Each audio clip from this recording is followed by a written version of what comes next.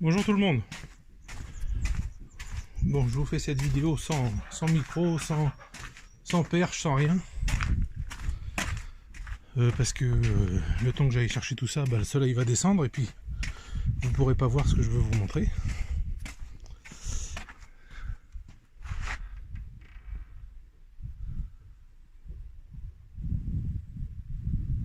Voilà, capture d'écran pour votre écran de Windows.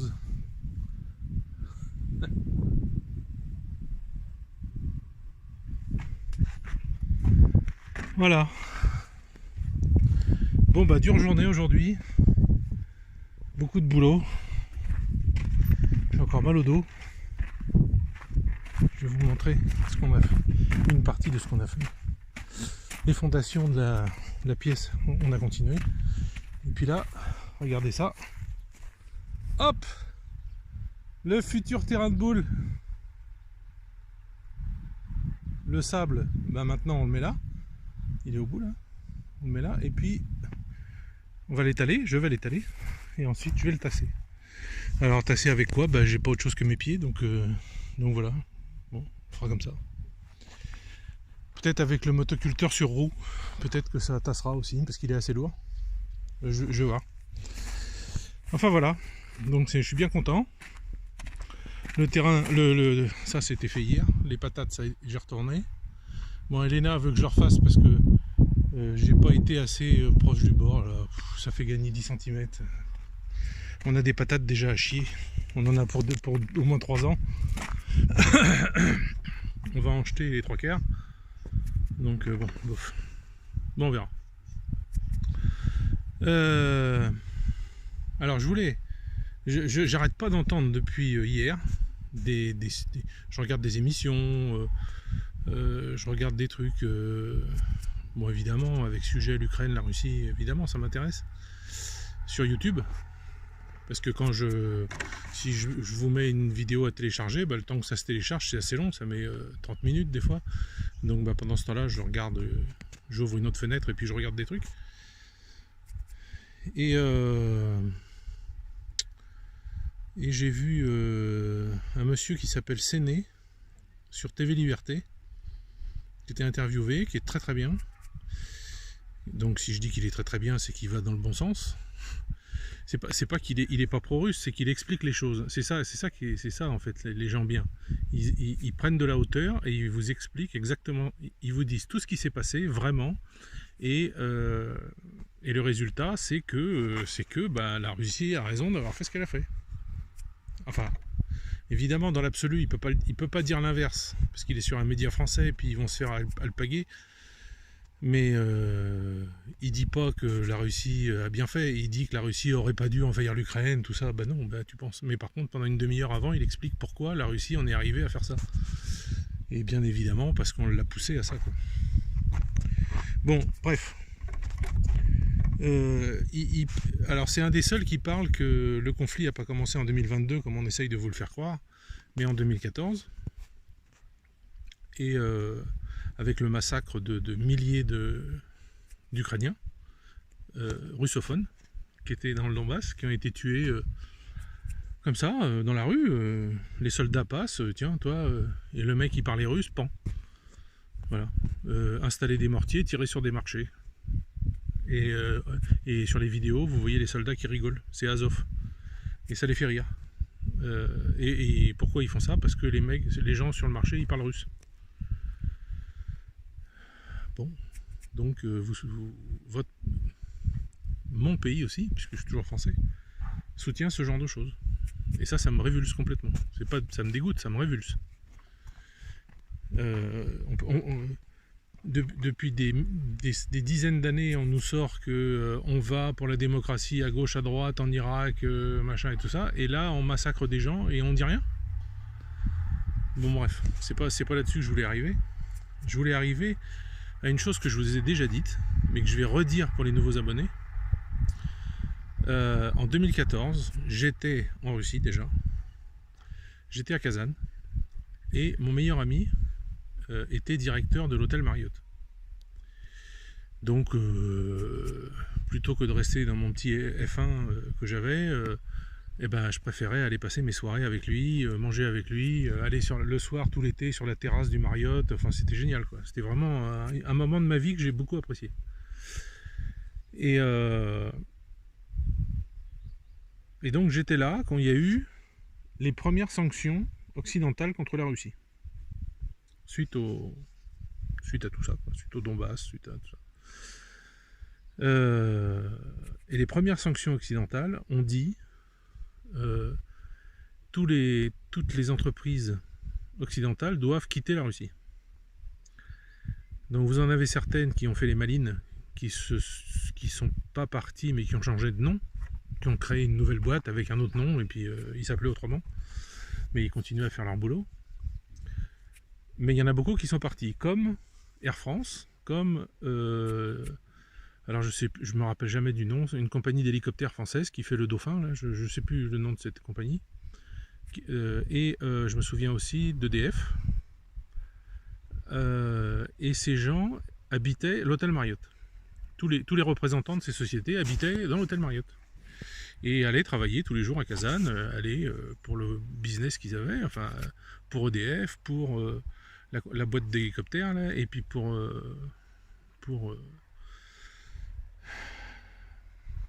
il y avait la SNCF aussi. Enfin bref, pour toutes ces compagnies.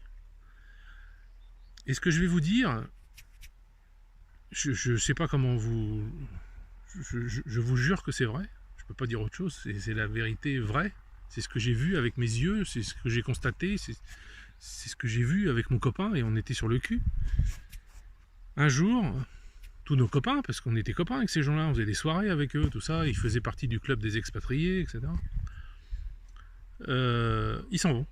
Donc ils nous disent au revoir. Bon, bah on est obligé de partir, voilà, suite aux sanctions, taratati, taratata. Oh merde, fait chier. Et vous allez revenir, bah on sait pas, on nous a pas dit, on nous a rien dit, on nous a juste dit qu'il fallait qu'on rentre, etc. Et je vous jure que c'est vrai. 7 jours plus tard, ça s'est passé si je me souviens bien, ça s'est passé un dimanche. Le dimanche suivant, donc 7 jours plus tard, l'hôtel a été rempli, mais je vous dis rempli, vraiment rempli, par des gens de chez General Electric, Sikorsky, les hélicoptères, et une compagnie de train, je ne sais plus comment ça s'appelle, bref, que des compagnies américaines. C'est-à-dire que les Américains se sont démerdés avec leurs sanctions à faire partir toutes les entreprises européennes de Russie, et ils ont pris la place une semaine après. C'est-à-dire qu'ils ont poursuivi le boulot avec les Russes à la place des Européens. C'est incroyable, non? Et voilà, et vous avez entendu les gouvernements européens dire quelque chose, dire bah qu'est-ce que c'est que ce bordel? Non. Bah non. Quand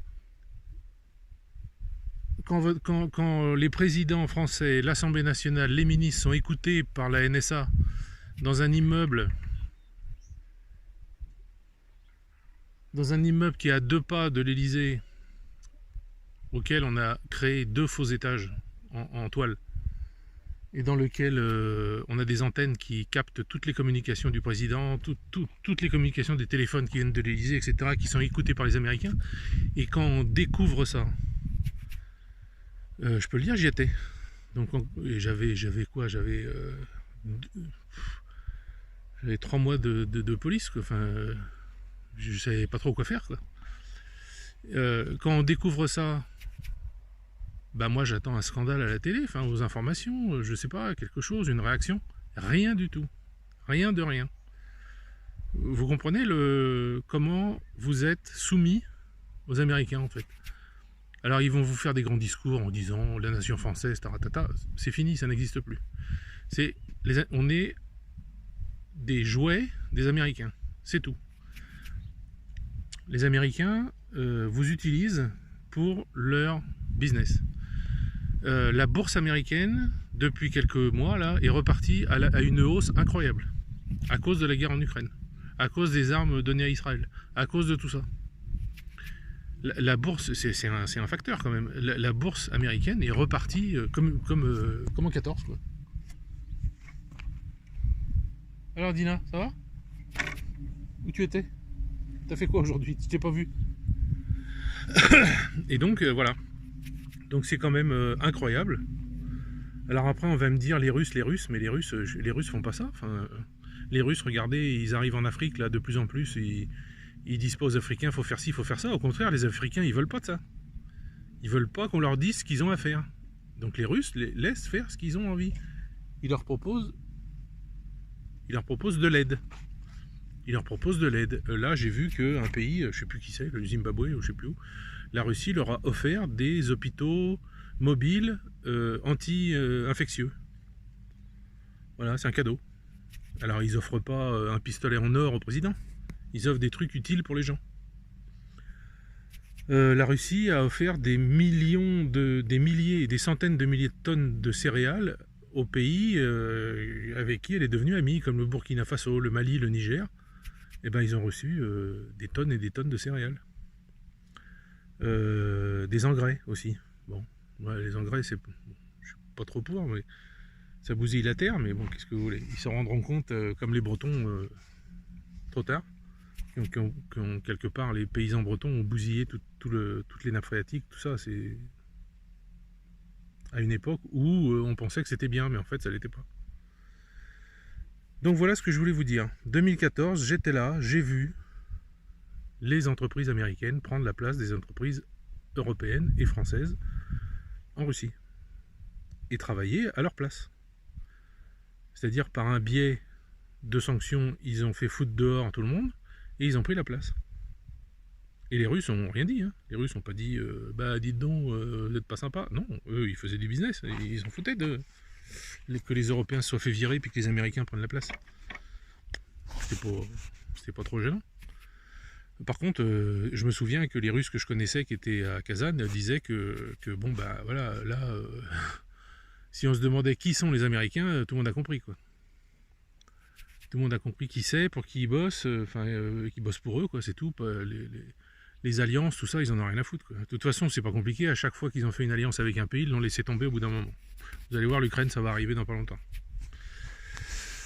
Ils vont filer la patate chaude aux Européens, aux Français, à tout ça, alors que c'est eux qui ont créé le conflit, c'est eux qui ont poussé à la guerre, c'est eux qui ont tout fait.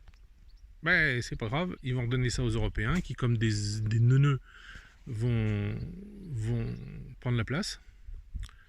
D'ailleurs, vous voyez les discours qu'il y a en ce moment, les discours sont là pour ça, hein, pour prendre la place, pour une espèce de discours guerrier, une espèce de discours... alors pour eux, ça les arrange, parce que ça fait oublier toutes les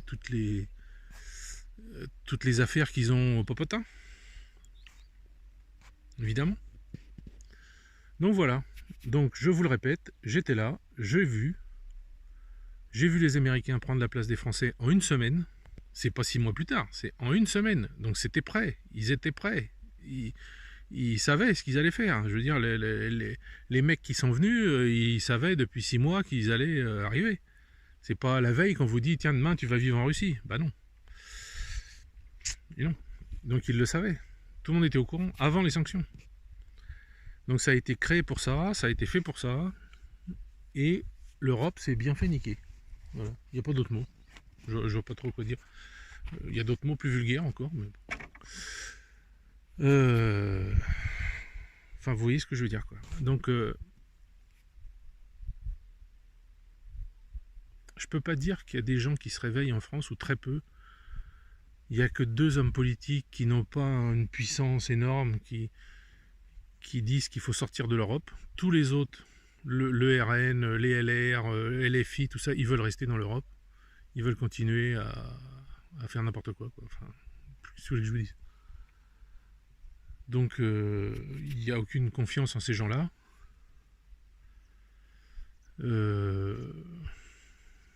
Si vous voulez vous en sortir, moi je pense qu'il n'y a qu'une seule solution, c'est sortir de l'OTAN et sortir de l'Europe. Il n'y a pas d'autre solution. Qu'est-ce que vous voulez faire d'autre? Qu'est-ce que vous voulez... qu'est-ce que l'Europe va vous faire pour vous? Tout ce qu'ils veulent, c'est vous détruire. Tout ce qu'ils veulent. Et vous allez voter pour eux? Pour ces gens-là? Mais non, il faut pas. Enfin, je pense pas. Hein. Si moi j'allais voter, je voterais uniquement pour quelqu'un qui veut sortir de l'Europe. C'est tout. Je m'en fous de ce qu'il propose, je m'en fous de ce qu'il dit. Il dit je veux sortir de l'Europe et il m'a l'air sérieux, je vote pour lui. Terminé. Et d'ailleurs, ceux qui proposent ça, les deux là, ils devraient s'unir un peu et pas se taper dessus en permanence. Ça serait plus intelligent déjà. Enfin bref. Regardez Dina au milieu du champ. J'espère que vous la voyez. Comme elle est jolie. Galope, galope.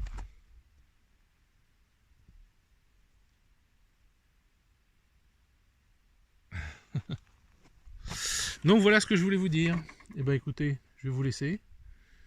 Il doit être 6h30, j'ai trait les chèvres, j'ai donné à manger au bébé, j'ai couché les poules. Alors évidemment, les poules, une petite tape sur la fesse et puis un bisou sur la tête. Non, je rigole. Je leur ai mis des graines, puis un peu de lait, parce qu'elles aiment bien. Pas trop, parce que trop, elles ont la chair. Non, faut pas que je dise le mot. Lâche. Voilà. Incroyable YouTube. Bon, bref. Oui, juste pour finir, alors ils verront pas cette vidéo parce que je les ai bannis, mais suite à la dernière vidéo que j'ai faite où je vous disais que les femmes et les mères des soldats avaient besoin d'argent pour acheter du tissu parce qu'elles avaient les câbles mais pas les tissus et que les soldats leur avaient demandé, j'ai reçu pas mal d'insultes, dont, alors j'étais assez étonné parce que je vois quand vous êtes abonné ou quand vous commentez souvent, et ça met un petit icône, c'est un cœur violet ou un truc rouge du logo YouTube là. Ça c'est quand vous êtes abonné, et le cœur violet c'est quand vous avez commenté souvent et que j'ai répondu. Et des gens comme ça m'ont insulté. Alors bon, bah, je leur ai répondu. Je leur ai répondu que vous pouvez voir mes réponses, parce que j'en ai mis plusieurs, sur Telegram, puisque sur le groupe Telegram il y a une partie les meilleurs messages, alors c'est de l'ironie, hein, et je leur ai dit qu'ils étaient d'accord pour envoyer des milliards en Ukraine, pour acheter des armes, pour tuer des gens, pour découper des enfants, pour faire des transfusions sanguines chez les riches, pour violer des femmes, pour tout ça. Ça, ils étaient d'accord, parce que je ne les voyais pas trop manifester, et de leur demander quelques copecs pour des femmes qui pleurent, qui sont tristes, et puis qui... C'est pour ça que je fais tout ça, c'est pas pour les soldats en fait, c'est pour elles. Parce que ces femmes, elles ont... Si j'étais pas là, en fait, si nous étions pas là, c'est-à-dire ceux qui font les dons, et moi aussi, si on n'était pas là, eh ben, elles resteraient dans leur village, dans leur maison, parce que figurez-vous, quand il y a une réunion, les gens s'organisent en voiture pour aller les chercher, pour les amener. Des fois, on leur paye le taxi, ça fait partie de l'argent que je donne, des fois, et ils payent, et ça coûte 300 roubles. Ça fait 3 euros et ça coûte le taxi pour aller, 3 euros pour revenir, c'est pas grave. Et quand elles viennent, elles voient le prêtre, et d'ailleurs c'est lui qui a fourni les câbles là, qu'elles attendent de l'argent pour acheter les tissus pour faire des filets, et la psychologue qui vient. Donc voilà ce qu'elles font. Voilà pourquoi c'est les dons. C'est pas pour les soldats, c'est pas pour l'armée, c'est pas pour acheter des munitions, c'est pas pour tuer des gens, c'est pas pour tout ça, c'est pour leurs mères et leurs femmes qui sont chez elles toutes seules, qui sont tristes, qui grâce à ces dons se réunissent, etc., etc. Alors il y en a un qui m'a même dit ah bah ça rapporte de faire ça parce que tu t'es acheté une moto avec les dons des gens. Alors pour être clair, c'est ce que je lui ai répondu aussi. La moto, je l'ai achetée avec ce que j'ai gagné avec YouTube. C'est-à-dire, pendant 2 mois, j'ai mis de côté ce que j'ai gagné, c'est-à-dire 2 fois 300 euros. Et j'ai utilisé cet argent pour acheter la moto. Voilà. Donc, maintenant, si j'ai pas le droit de faire ce que je veux avec l'argent que je gagne... Et si, c'est quand même grâce à vous, parce que, en fait, l'argent se gagne avec les publicités que vous voyez au début des vidéos.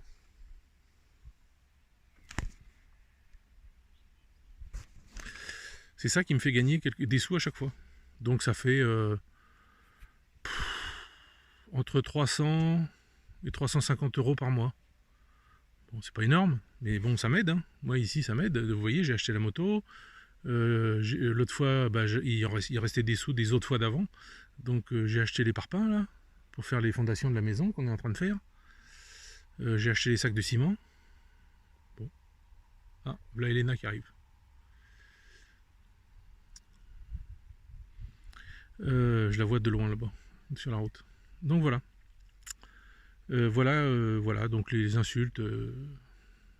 Bon, je sais ce que vous allez me dire, il ne faut pas les écouter, c'est des jaloux, comme vous me dites souvent, et vous avez raison. C'est pas grave, je vous en parle quand même. De toute façon, quand il y a des messages comme ça et que je réponds, je me fais une copie et je la mets sur Telegram pour que tout le monde voit le crétinisme ambiant, quoi, chez certaines personnes.